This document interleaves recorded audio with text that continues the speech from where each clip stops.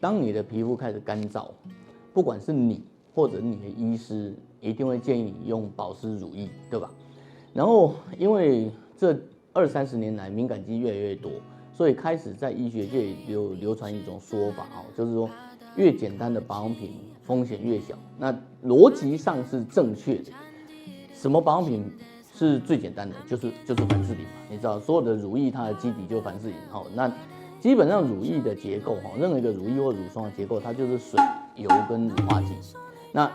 最常见的油就是精纯凡士林。那谈到精纯凡士林，这里头就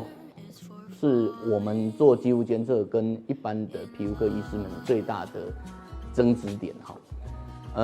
单纯就精纯凡士林来说，它确实是无毒的。但是我们在使用凡士林的过程中，我们做过，如果各位去看我们的 blog，我们在做过一个用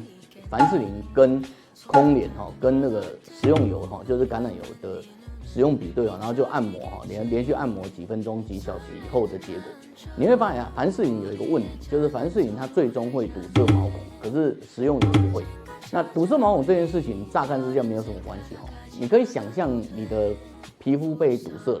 那也许你的毛孔可以把它吐出来，也许你的毛孔没办法把它吐出来。那如果你的毛孔没办法把它吐出来，那凡士林塞住你的毛孔，就使你自己本身的代谢出问题，你不能自己出油出水，后续的乳化就会出问题。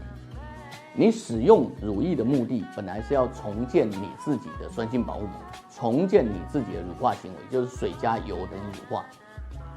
但是因为你用凡士林堵住了你的毛孔，使得你自己本身的油脂不再产出。那如果有一天你把凡士林移除了，可是毛孔里的凡士林还是塞着，那你自己不出油，你就会发现你的皮肤擦完凡士林以后其实更干。这就是我们在肌肤监测里面发现的问题。讲完凡士林以后，我们回到保湿的基本原则。保湿的基本原则就是你必须先给它水，你把它想成一堵墙壁好了就是说我们要先在墙壁上喷水嘛，那喷完水墙壁就湿湿的。然后这时候你就要涂一层油嘛，那这样墙壁的水才不会蒸发掉。其实我们的角质的概念、保湿概念是一样的。那凡士林就是作为外面那层油，那你可以用凡士林，当然就可以用猪油，你当然就可以用椰子油，你可以用那个橄榄油，你可以用苦茶油，你可以用任何油，所以理论上所有油脂都一样。但是我们在监测过程中，我们发现食用油，不管它是椰子油或橄榄油或者是苦茶油，它塞到毛孔以后，它慢慢的它有机会被毛囊里面的细胞所吸收代谢掉。可是凡士林不会，所以我们才会放弃凡士林，使用食用油，这是第一点。那在使用食用油的过程中，我们又发现了一些比较有趣的观察橄榄油不知道为什么它的活性就是比较强，也就是说，当你使用橄榄油以后，有些人会出现排异反应那有些人会出现脱皮的现象。那这种情况在苦茶油然后在其他的植物油，包括大豆油里面，我们都没有发现。那这件事情到底好或不好，其实之前是有争议的。我们使用橄榄油做肌肤监测已经快差不多20年。那20年来，不断的有人在争议橄榄油这件事情但是这件事其实很好玩。第一个，如果你去仔细回溯人类的历史从埃及艳后开始一直到地中海所有的人，大概其实大部分的护肤都是用橄榄油，这是一个很常见的东西，这是第一点。第二点，我们在使用橄榄油，我们最多的使用橄榄油的患者到现在已经用了10来年了。10来年的时候，它一开始确实产生一些皮肤的干燥现象，可是到后来就没有。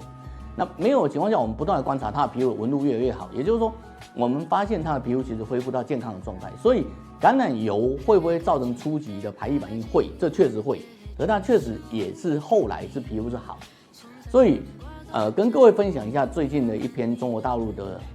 做的研究大概是2016年、2017年做的研究。他们发现说，如果你要重建皮肤的酸性保护膜，你要重建皮肤的安全屏蔽，有2件事最重要。第一个，你要给它足够的锁水，所以因此这时候你可以给它油霜，就我们看前面讲到凡士林或者椰子油或者橄榄油之类的。然后第二个，你要考虑到这个油霜的经皮水分散失，就是 TWA 值要足够。如果你完全把它密封，不让它任何散失，它其实也没办法重建。因此那篇文献里头讲了一个很重要的，就是说，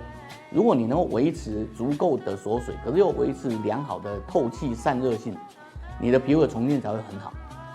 这应该也支持了我们这10多年来不断观察到橄榄油的结果。因此，在这集的后端，大家在讲皮肤保湿的时候，我们给的建议是这样子，就是在逻辑上，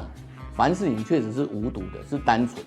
可是如果你考虑到生理的部分，我们会建议你用食用的植物油。那其中我们最常用的是橄榄油，那因为橄榄油在代谢的方面有比较特别的效果。然后这就是我们今天跟各位做的锁水保湿相关的建议，谢谢各位。